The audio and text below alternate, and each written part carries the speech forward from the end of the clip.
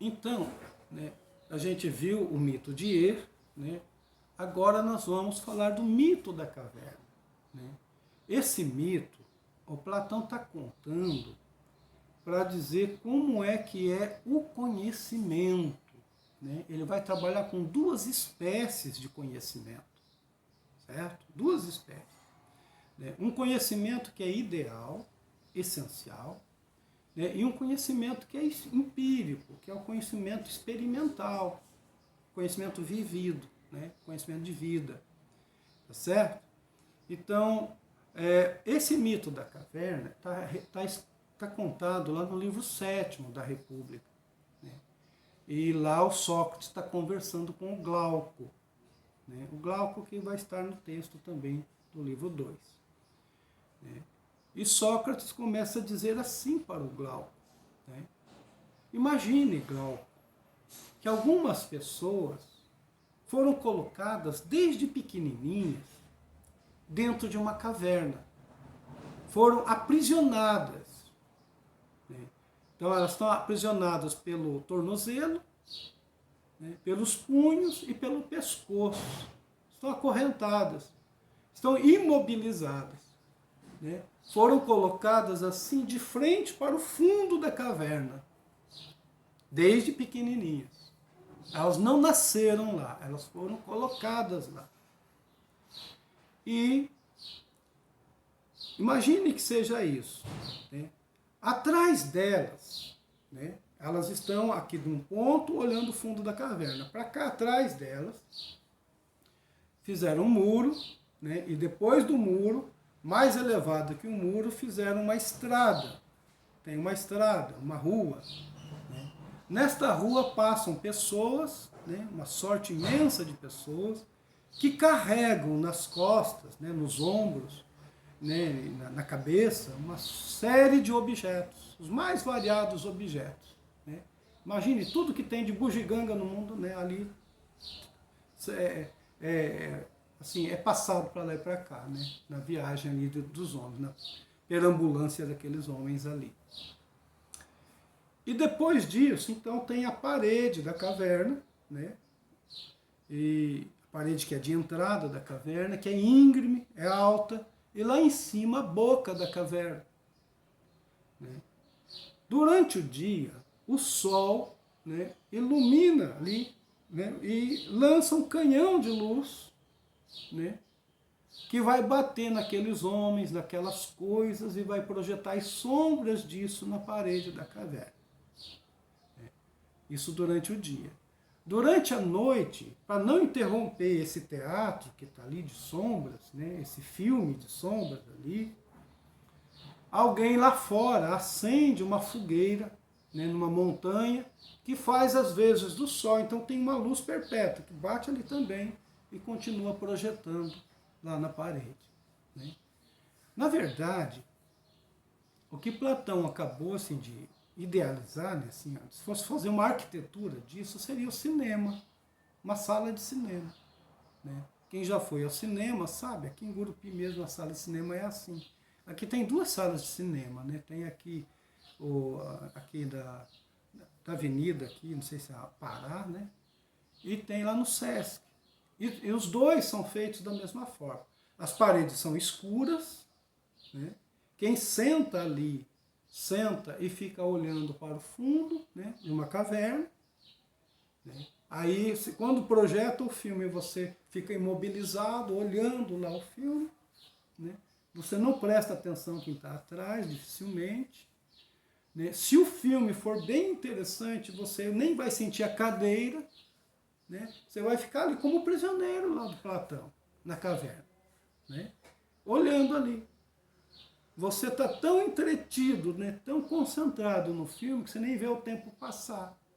Ou seja, naquele momento ali, aquele filme, embora não seja real, é a realidade para você.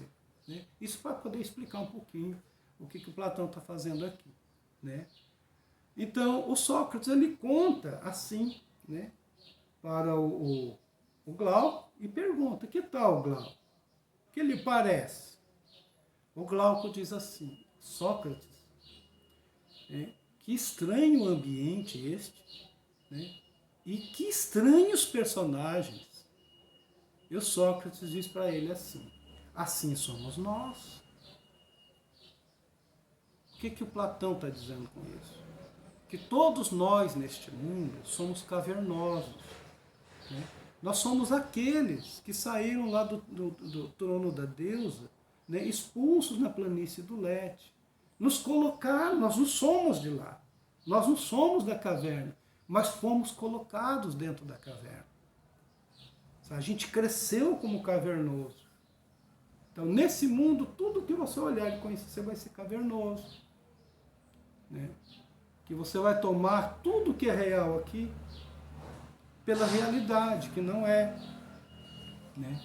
Então, isso que o Sócrates está dizendo. Né? Assim somos nós. Né? E aí ele continua. Bom, agora vamos supor que um desses prisioneiros seja libertado. Né? Que ele vai, assim, ser libertado por alguém. Ele não diz quem, mas diz que vai ser libertado. Né? Que alguém vai lá e quebra as algemas, né? As correntes lá nos pés dele, pescoço. Que ele passa agora, ele volta e vê a situação toda como de fato é. Né? Vê que tem uma luz que sai de fora, vê que tem pessoas passando ali, e vê que a projeção não é verdadeira mais. Né? E olha os companheiros que estão ali extasiados com aquelas imagens, né? Porque nem chegam a suspeitar que tem uma outra realidade. Então, esse prisioneiro, ele resolve sair da caverna, começa a subir a parede, se lanha todinho. Né? Quando ele consegue botar a cabeça fora da caverna, ele é acometido de uma cegueira. Né? Aquele fenômeno físico que acontece com todo mundo quando sai de um ambiente mais escuro e entra para um ambiente de intensa claridade. Né? Ele fica cego mesmo. Né? Isso ocorre de fato. Né? Eu não sei se, acho que não é do tempo de vocês, mas no tempo que eu era mais jovem, né, que era estudante ainda,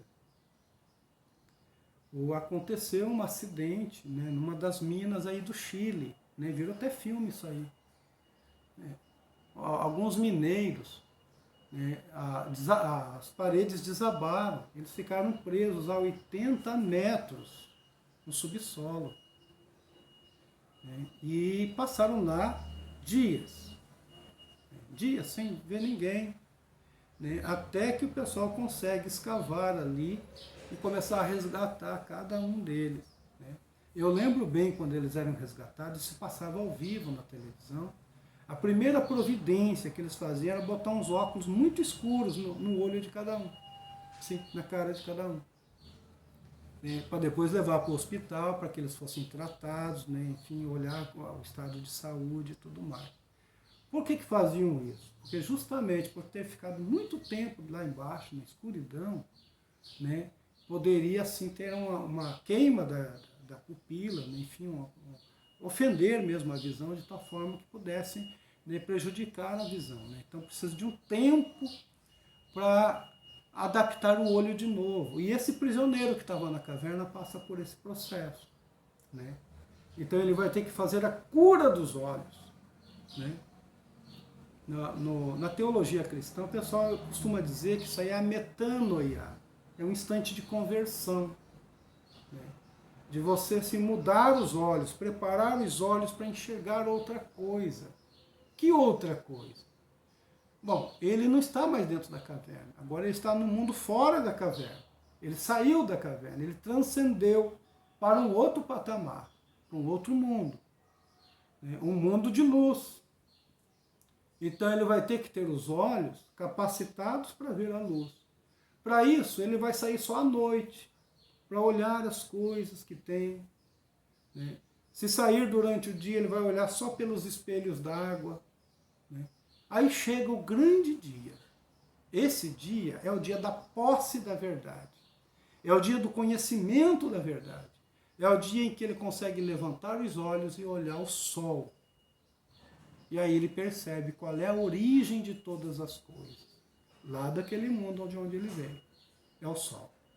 O sol é a verdade. Né? E essa verdade é tomada como sumo bem. Sumo bem, sempre no superlativo.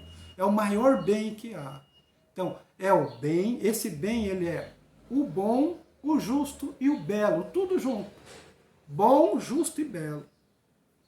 Né? Então, é a fonte de toda bondade, de toda beleza, de tudo que resta. Né? Mas ele só pôde compreender isso quando ele olhou o sol. Esse instante é um instante de posse da sabedoria. Nesse instante, o homem se tornou sábio. Pronto, chegou ao ponto máximo da sabedoria. Né? Os cristãos, eles costumam dizer que esse instante é um instante em que a alma vê Deus face a face. Né?